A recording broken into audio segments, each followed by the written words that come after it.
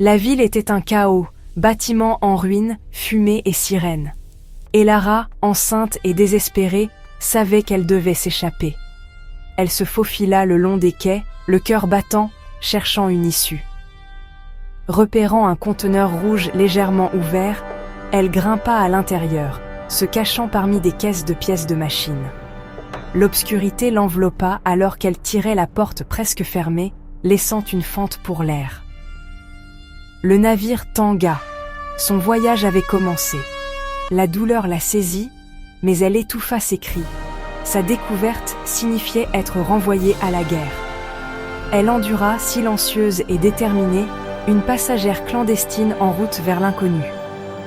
Et Lara navigua dans l'obscurité, s'accrochant à l'espoir pour son enfant à naître.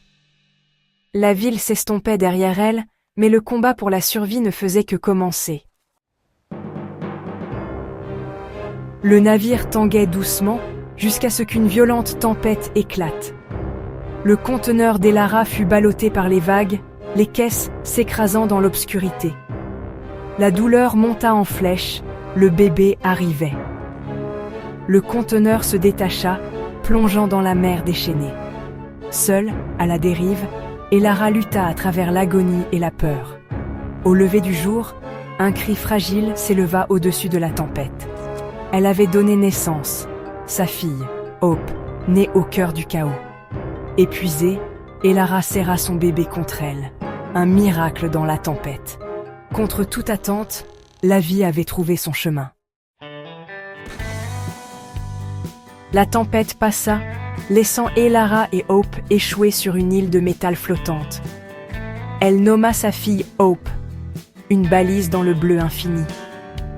Elara recueillait l'eau de pluie, pêchait avec des outils de fortune et rationnait chaque ressource. Chaque jour, elle signalait sa présence avec un morceau de métal scrutant l'horizon. Le conteneur s'enfonçait lentement, l'eau montait, l'espoir s'amenuisait. Le désespoir s'installa. Elle ne pouvait pas abandonner. Elara regarda les caisses en bois, un nouveau plan se formant. Elle construirait un radeau, une dernière chance de survie. Le temps était compté. Le conteneur gémit, coulant rapidement. Elara cassa les caisses, attachant des planches pour former un radeau fragile.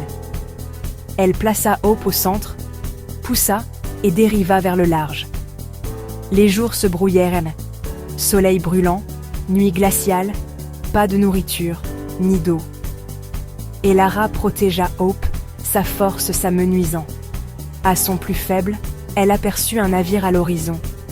Avec son dernier effort, elle fit signe d'appeler à l'aide. Les sauveteurs arrivèrent, soulevant Hope de ses bras alors qu'Elara s'effondrait.